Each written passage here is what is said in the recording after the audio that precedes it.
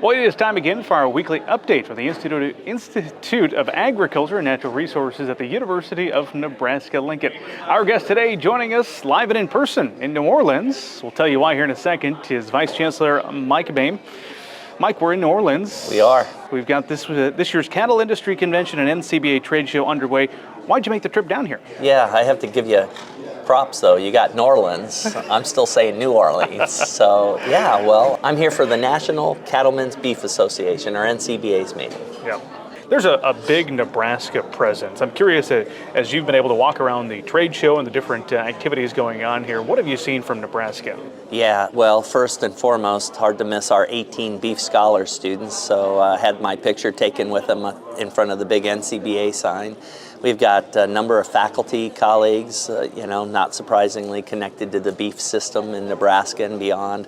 Quite a few Nebraska cattlemen and women here, which has been fun, and of course KRVN and the Rural Radio Network here covering this amazing platform, and just a chance to get out on the trade show floor, which is like 3 football fields long by 1.5 football fields deep. So yeah, pretty incredible to see this. That trade show, I'm told, is 7 acres, so you could fit 7 football fields apparently. So I almost got the dimensions right. About did. That was a good guess.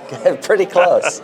Mike, you and I often talk about the fact that Nebraska is the beef state. We've long been known as that. So I'm curious, as you interact down here with the different groups, how it perhaps changes your perspective, or what areas you'd like to see Nebraska continue to grow in. Yeah, well, I think one of the things, Nebraska is the beef state. One of the things that just really was driven home walking the trade floor show is that everything from thinking about genetics and thinking about breed selection and genetics and genomics and what that looks like to the phenotype of the animal. So our seed stock industry in Nebraska, connected to the ranching or cow-calf part of that, connected into an extensive backgrounding platform, which I was in a conversation with a group of people this morning about just how important backgrounding is to ensuring the vitality of rural Nebraska and rural America. When maybe back in the day you could have 15 head of dairy, and you could have that, and you could have some pork, and you could have your cropping system, and of course some beef cattle.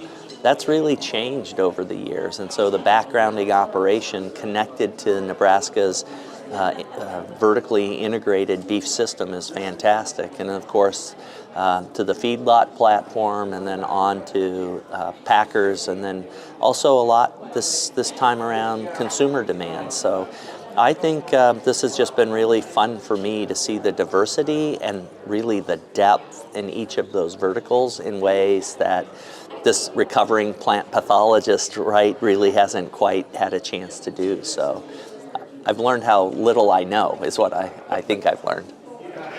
There have been some major projects announced from the university's perspective. You and I have broke down many of them here on our weekly IANR update. A couple that come to mind are one of the most recent ones, as with the Feedlot Innovation Center. You have partners in some of those projects. I understand you're able to go shake some hands during this trip and thank them for that support. Yeah, a lot of thank yous. So opportunity.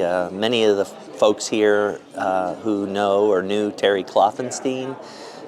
We had a lot of opportunities to visit with folks who contributed to the Kloffenstein Fund, which helped contribute to the Klosterman Feedlot Innovation Center. So that was pretty special, and that was great, actually. Had a chance with some of our industry partners to talk about the talent pipeline. So not only the production side of the beef system, but also the talent pipeline has been really great to see. And then, of course, to see Nebraska's farmers and ranchers ran into a good friend from up in the Sandhills, where we talked cattle, and of course we talked weather, we talked water, and we talked grass, and that was great. So it's really neat to see, and again, all kinds of things here to see and do, and all kinds of important seminars.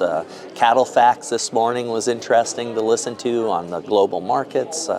A sustainability roundtable to include profitability has been really neat. And then maybe off to the side, a chance to kind of size up some of the competition when it comes to other institutions and land-grant universities. So I'm just really proud of all of our students, our faculty, and our staff, and our amazing supporters. It's been fun to run into people at the airport. Yeah, it's just been really neat. You mentioned those land grants. A lot of them are here in the trade show. What does Nebraska's presence, or what is the purpose of Nebraska's presence down there? Yeah, well, I think you're not in the game if you don't show up. So this year's booth, I hope those who are familiar with NCBA and the trade show hopefully noted that not only was it twice as big as last year, but I think we used our space effectively. A shout out to Sherry Vinton, our new Director of Agriculture. She had a team member down here and we shared that space. It was packed. When I was staffing the booth, we had students, we had alumni, we had prospective students, and it wasn't just our credit-bearing program.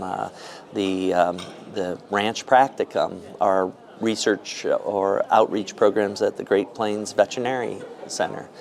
People were coming with all kinds of questions, and again, it's just good to fly the Big Red in and go Big Red, and you're not in the game if you don't show up. So made the decision that our booth next year will be twice as big as this year, and yeah, people notice when you engage.